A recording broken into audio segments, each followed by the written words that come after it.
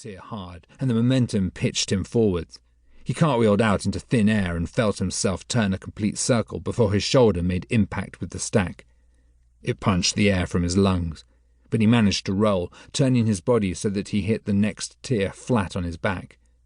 The loss of downward velocity allowed him to reach out a hand and snatch the rim of a tire and pivot himself into an upright position and land like a gymnast coming off the bars. The fog was thicker on the ground.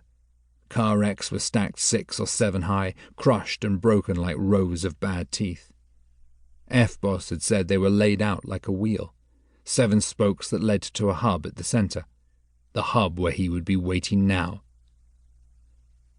Police hunt boy ninja. A metallic clang rang out, and Harry started as a fox burst from the stack to his right. He watched it bolt, then skid as it saw him, then skitter to a stop on the wet tarmac 2 meters in front of him. It looked up at him, nonplussed, then turned tail and slipped silently back into the fog. 2 more clangs followed, and Harry felt a wave of excitement as he walked faster, deeper into the stacks. It felt like coming home. The prodigal son walking back up a long driveway to the only family he had ever known. Everything would be forgiven and forgotten in a single smile. No words would be needed. There would be more work.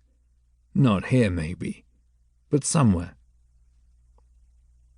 He smelt the smoke before he saw the colour of the fog change to a dark grey that shrouded the figure of a man who stood warming his hands by a fire. F-Boss? The wood smoke surprised him. He smelt it before he saw it, black against the fog.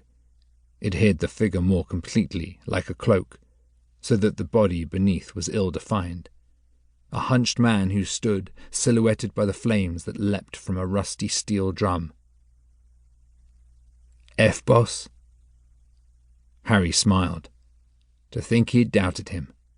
F-Boss was here, true to his word, bang on time. Even as Harry had run, hounded by the police sirens approaching the gallery, he'd felt the buzz in his pocket. He'd prized open his eyes to read the text. That was 2 weeks ago, and now here he was, just like he'd promised. Harry was getting out. On a boat or on a plane, it hardly mattered.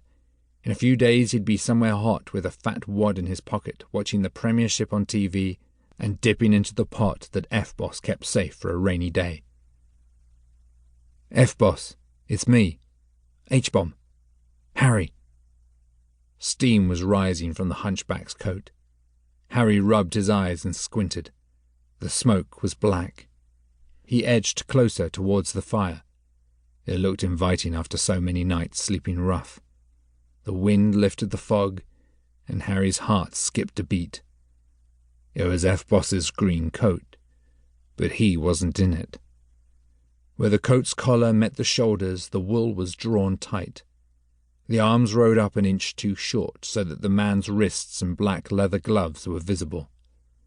Harry fought against blind panic, the voice in his ear again as fear writhed like a snake in his stomach. Then the voice started screaming, and Harry fought to block out a truth he could not accept. They had decided to kill him. He took a few steps back, reeling as his senses quickened, his ears picking up the crackling of the flames and the sap squealing and fizzing in the blazing wood in a steady sound, like an animal panting. Harry turned to see it trot out of the fog towards him.